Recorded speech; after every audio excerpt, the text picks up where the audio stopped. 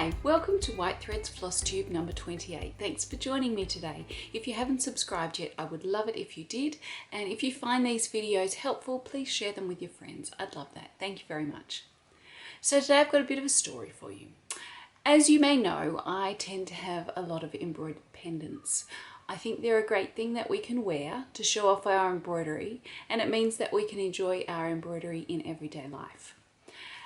When I started this series, I was wearing a piece of embroidery every day.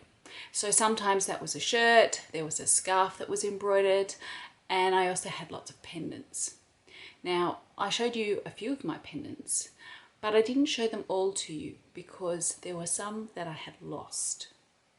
When I went to America in November last year to teach at the EGA National Seminar, I took with me 4 of my embroidered pendants to wear.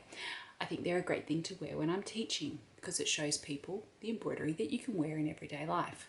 So I took 4 of them with me. There was a Sardinian one, the one from my book. There were 2 Smoig ones, both of the pendants out of the Smoig book. And there was another little cross-stitched one that I'd done. And I enjoyed wearing them. People liked seeing them. They were really interested in them. And then when I was packing up to come home, I put them all into a Ziploc bag together and put them in my hand luggage because as they are embroidered, I don't want them going into my hold luggage because if that gets lost, then they're lost to me. So when I came home, I unpacked my stuff and I didn't see them. And I wasn't particularly worried. I just thought that they were probably mixed up in something and I just hadn't found them yet. And as time went on, I noticed that I still hadn't seen them. And it sort of started to worry me. And I thought, no, I'm not going to get worried about it. They're just pendants, they'll turn up. And I mentioned it to my husband and he was a little bit aghast.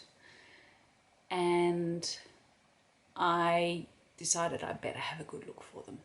So I looked through everything. I looked through all of my clothes and all of that sort of stuff.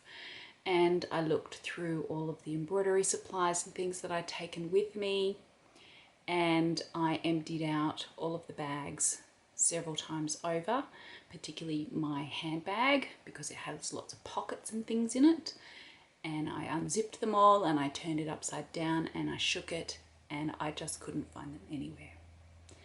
And I was quite disappointed. So my husband said, do you think you could have left them at the hotel? I said, look, it's possible. So he actually called the hotel and spoke to the lost property people there. And they said that they would keep an eye out for them. But we never heard anything. And so I just assumed that they were lost. I thought a lot about it and I decided that when I got back to Sydney, I had been in the Qantas terminal there and I had unzipped my bag to get my toothbrush out to go and clean my teeth, and I just assumed that they had slipped out onto the floor at that time and I had not noticed, and I assumed that they were swept up in the rubbish somewhere by the Qantas terminal staff. And so I had planned to make new ones. I hadn't got around to it yet, but that was my plan. Last night, my daughter came to me with a small Ziploc bag and held it up, and I knew exactly what it was.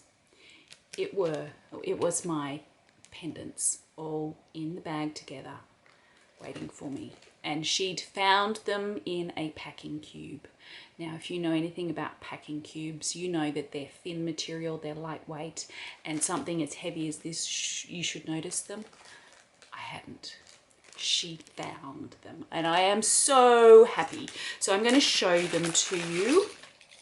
Now, normally I would wear these over days so that you could see them all separately. They're all mixed up together. You could hear the noise, but I'm so excited. I'm going to show them all to you in one go. So there's this one. This is the Smoig, one of the Smoig pendants. It's the round one. It uses a lovely De Vere pearl silk. And the idea of this was that it looked like you'd found a piece of old smoig and you'd cut it out and you'd put a special bit into a pendant. Well, actually it was designed specifically for this and stitched specifically for this. So smoig is pattern darning. Pattern darning is just running stitch. It's actually quite a simple design to do. It is stitched on 40 count linen, and that's why you can get so much pattern into there. So the next one is, now I've sort of showed you this one before. I showed you how to mount it into the pendant tray, except that I made a mistake and I didn't stitch all of it. I thought I'd finished stitching it, but I hadn't. And that was the replacement one that I was stitching. So this is the actual one. And this is another one of the projects from this book. So this one is stitched in a belle soie silk. It's espresso. The idea was that the black and brown was to look like the way the black thread used to look when it faded over time. So quite a few of the old pieces, you'll see them, and the black has faded to brown. So that was the effect that I was trying to get here. It's stitched on 50 count linen, so if you're wanting a bit of a challenge, that's one for you. Then this one here is the Sardinian pendant. Sorry, it's quite small, and it's from this book here. So it's the Sardinian pendant, and this is just a wonderful little project to try out Sardinian knotted embroidery with.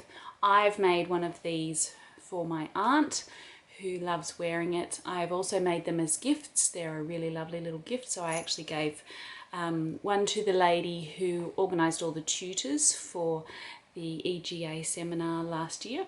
And they're just a really nice gift to make. And then the last one, this is a design that I made. It's just a little house with some trees and hearts.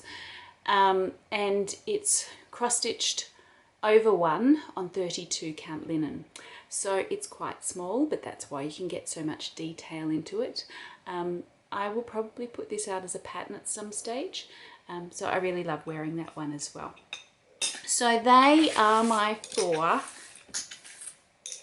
pendants that I thought were lost to me, and now they have been found. And I'm so very, very happy about that. Now I do supplies packs for the 2 smoig ones, and they have the supplies in them that you'll need. So there's the thread, the fabric, the pendant tray, the needle, the chain, the thread for mounting it. So it's got the supplies in it. It doesn't have the instructions because the instructions are found in the book. So the idea is that you have the book and you buy the supplies pack to do the project, because that makes it easier to source all the things. So I have that for both of these 2 pendants. The Sardinian one, you can buy the supplies for that on my website as well. The pendant tray and chain are available as a little pack, which has got the adhesive in it and the mounting board. And then you need 28 count linen for that, and a number 12 pearl cotton. And so that's a project in this book here, the Sardinian knotted embroidery. Yeah, and at some point I'll probably put patterns together for that one as well. So I just wanted to share my joy with you today, because I am just so happy to have them all back. And now I've got them back, I can wear them again, which is really exciting.